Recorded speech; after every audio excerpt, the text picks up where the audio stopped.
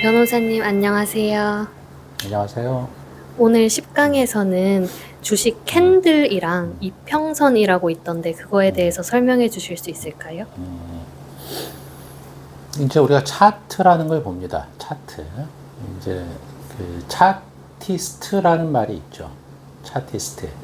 그건 이제 차트를 보면서 거래를 하는 사람입니다. 그러니까 굉장히 기술적인, 테크니컬한 쪽에 초점을 맞춰서 거래하는 사람이고, 펀더멘탈리스트라고 하면 정반대죠. 기업의 어떤 실적이나 앞으로 기업의 향후 사업 전망 이런 걸 분석해가지고 투자하는 사람들을 펀더멘탈리스트라고 합니다. 그러니까 조금 이제 나뉘는데 어쨌든 이 차트를 보면 제일 먼저 보이는 게 캔들입니다. 그래서 이제 그걸 우리가 봉 차트라고 해요. 봉. 캔들 차트, 봉 차트 뭐 이렇게 얘기합니다. 그래서 양봉이냐, 음봉이냐, 위에 꼬리가 기냐, 뭐 아래 꼬리가 기냐, 뭐 이런 걸 이제 하는 것인데 어떤 어느 날의 거래가 가격이 여기서 시작해서 여기서 끝났다 그러면 여기가 시가고 여기가 종가입니다. 두 가지가 결국에는 캔들의 몸통이 되는 거예요. 시가와 종가 부분이 몸통이 되는 거고, 시가와 종가 바깥에 있는 애들은 이제 꼬리가 되는 거죠. 아래 꼬리가 될 수도 있고 위에 꼬리가 될 수도 있고. 그리고 시가가 종가보다 높으면 양봉이 되는 거고, 시가보다 종가가 높으면, 시가보다 종가가 낮으면, 오늘 시작한 가격보다 오늘 끝난 가격이 낮으면 음봉이 되는 거죠. 원리는 간단한 겁니다. 그러니까 그러다 보니까 캔들이 다양한 형태의 그림이 그려져요. 그래서 요거를 뭐 그래픽이랑 설명을 아주 잘 하시는 유튜버가 있습니다. 제가 보니까 친절한 재승 씨라는 설명을 잘 해주시는 어떤 그런 유튜버님이 계시더라고요. 그래서 거기 가서 보시면 이런 이제 뭐 캔들이라든지 이평선이라든지 이런 거에 대한 설명이 굉장히 아주 친절하게 상세하게 잘 하고 있습니다. 그래서 그런 기술적인 설명에 대해서는 그분 유튜버를 좀 보시면 좋을 것 같은데, 이제 그런 캔들에 대해서는 뭐 어려운 건 아니니까 그냥 한번 그렇게 그저 유튜브도 좀 보시고 초보자들 위한 책도 좀 한번 보시면 쉽게 이해가 됩니다. 이평선이라는 건 누군가 개발한 것은 아니고 우리가 평균 개념이 있잖아요. 평균 개념은 일단 우리가 산술 평균이다라고 뭐 생각하시면 되는데 그냥 다 더해가지고 n으로 나눈 거죠. 근데 그것이 계속해서 이동합니다. 오늘부터 이전 5일 것까지. 내일이 되면 맨 앞에 얘는 없어지게 되는 거잖아요. 그렇죠? 그런 식으로 이동하면서 이제 이 평균에 들어오는 개체수가 달라지는 거죠.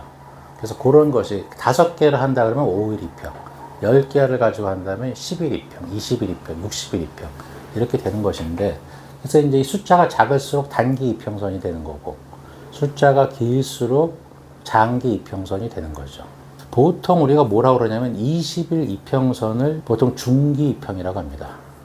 5일 이평, 10일 이평 이런 거를 이제 단기 이평이라고 하고, 보통 5일 이평을 일주선이잖아요. 일주일에 5거래일이니까 토요일 일요일 없으니까.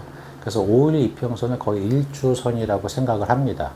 그러면 한 달이면 20일 이평이거든요. 그 20일 이평선이 거의 한 달 선이라고 생각하는 거죠. 그러면 120일 이평선은 거의 6개월 선이 된다. 이런 식으로 생각하는 거예요. 60일 이평선은 거의 분기선, 3개월치. 그런 식으로 생각을 하면서 이게 어떤 식으로 이평선의 그림이 이렇게 꺾이면 어떻게 될 거냐 이런 이제 생각들을 많이 해보는 겁니다.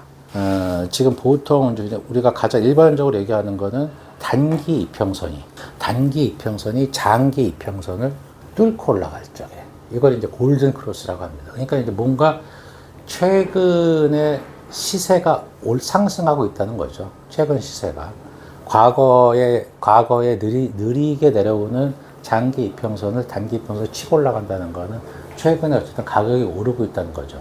그래서 그 경우에는 추세적으로 가격이 오를 가능성이 높다. 반대는 단기 이평선이 장기 이평선을 하방으로 뚫고 내려가는 거죠. 그건 이제 데드 크로스라고 합니다. 그래서 그 경우에는 가격이 추세적으로 하락할 가능성이 크다라고 생각하는 것이 일반적인 관점입니다. 일단 여러분들은 지금 주린이니까 일반적인 관점을 먼저 이해를 하셔야죠.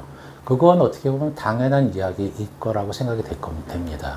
다만 이제 그럴 때 나는 어떻게 거래를 할 거냐, 어떤 식의 전략을 세울 거냐는 건 다른 문제이고, 구체적으로 단기 이평선, 장기 이평선을 가지고 어떤 식의 장치를 가지고 거래를 할지 그건 또 다른 문제입니다. 그러니까 일단 그런 원리에 대해서는 여러분들이 생각해 볼 필요가 있다. 그러면 혹시 거래량에 대해서도 설명을 해주실 수 있나요? 그렇죠. 거래량에 앞서서 일단 제가 추세라는 걸 좀 설명을 드리고 싶어요. 좀 추세 얘기도 좀 나왔으니까 추세선을 그릴 줄 알아야 돼요. 일단 캔들의 모습이 이렇게 있으면 고점과 고점을 연결해 봅니다. 그리고 저점과 저점을 연결해 봅니다. 그리고 그 그림이 어떤 형태로 그려지나를 살펴봅니다. 그 추세선 위에서 그어진 선을 우리가 대체로는 이제 저항선이라고 그래요. 그걸 잘 뚫고 가기는 어렵더라. 쉽지 않더라. 밑에는 잘 깨지 않더라. 지지선이라고 합니다. 그래서 저점과 저점을 연결한 지지선, 고점과 고점을 연결한 저항선을 그려보고 계속해서 선을 많이 그려보세요. 처음에는 선을 많이 그려보면서 향후에 이 선들의 레인지에서 대개 캔들이 어떻게 움직이는지를 살펴보는 훈련이 좀 필요합니다. 그래서 여러분들의 관점을 가질 필요가 있다. 그게 이제 추세선이고, 그 다음에 거래량이라는 건 거래량이 얼마나 터졌느냐. 거래량이 많이 터진 날은 거래량에 관한 봉이 길겠죠.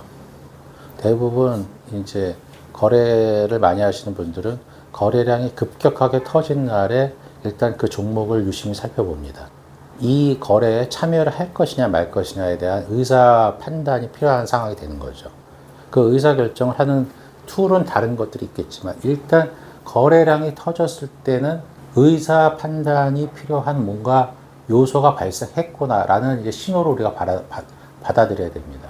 각 주체별로, 수급 주체별로 외국인이다, 기관이다, 개인들의 거래량이 어떻게 상호작용이 어떻게 이루어지느냐를 보고서도 중요한 어떤 사인을 발견할 수가 있습니다. 그래서 거래량이라는 것은 시장의 수급과 관련해서 상당히 중요하다. 자꾸 보려고 하는 훈련할 필요가 있다. 이렇게 말씀을 드리겠습니다. 오늘도 너무 유익한 시간이었습니다. 감사합니다.